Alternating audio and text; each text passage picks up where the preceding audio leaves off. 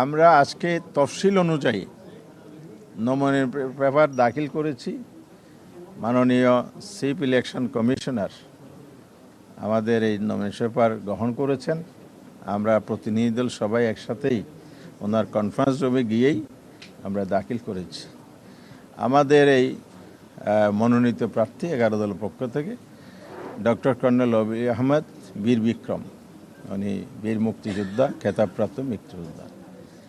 তো ওনার এই প্রস্তাবের এই মনোনয়নের ফরমের প্রস্তাবক হচ্ছেন ডাক্তার শফিকুর রহমান এমপি, মাননীয় বিরোধী দলীয় নেতা, বাংলাদেশ জামাত ইসলামীর আমির, আর নাগরিক পার্টির আলামিন সমর্থক।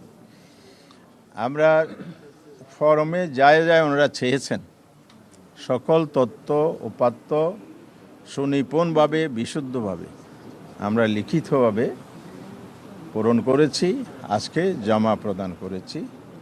তার সাথে ওনারা 3 জনের প্রার্থী, প্রস্তাবক, সমর্থকের এনআইডি কার্ডের কপি জমা নিয়েছেন।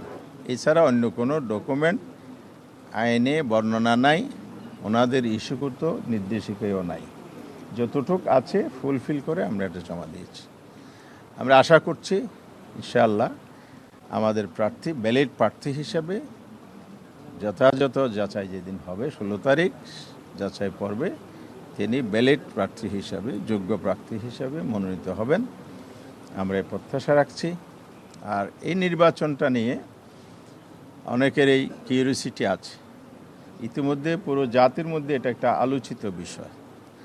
কারণ হচ্ছে বাংলাদেশের ইতিহাসে রাষ্ট্রপতি নির্বাচনে দলীয় সরকার এবং সংসদের মেজরিটি থাকলে, মেজরিটি টোটাল মেজরিটি থাকলে সাধারণত সরকারি দলেরই একক প্রার্থী থাকে, এখানে প্রতিনিধিত্ব হয় না। একটি মাত্র ইতিহাস বা রেকর্ড আছে 1991 সালের, যখন সংসদের মেজরিটি ছিল না কারো এককভাবে, জামাত ইসলামীর সমর্থনে 142 জন সম্ভবত বিএনপির সংসদ সদস্য ছিল।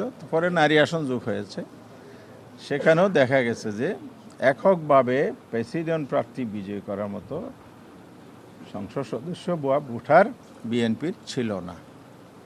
সেই সময় বাংলাদেশ আওয়ামী লীগ সংসদে বিরোধী দল ছিল, তারা একজন প্রার্থী দিয়েছিলেন বদরুল হায়দার চৌধুরী, যার নাম আপনারা জানেন। উনি প্রতিদ্বন্দ্বিতা করেছিলেন। সেই প্রতিদ্বন্দ্বিতায় বিএনপির প্রার্থী জামাত সহ আরও অন্যান্য ওনাদের সমর্থন যারা করেছেন সেই সংসদ সদস্যগণ আব্দুর রহমান বিশ্বাসকে রাষ্ট্রপতি নির্বাচন করেছিলেন। এরপর থেকে আর কখনো বিরোধী দল থেকে কোনো প্রার্থী এই আসনে হয়নি, এই পদে হয়নি। তো এবার আমরা প্রতিদ্বন্দ্বিতার সিদ্ধান্ত নিয়েছি 11 দলের বৈঠকে। আমরা 11 দলের বৈঠক করে শীর্ষ পর্যায়ের, সেখান থেকে ডক্টর কর্নেল অলি আহমদকে আমরা মনোনয়ন দিয়েছি।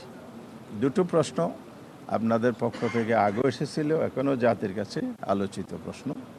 একটা হলো আপনাদের তো মেজরিটি নেই, তাইলে আপনারা কেন এখানে দিয়েছেন, প্রার্থী মনোনয়ন দিয়েছেন?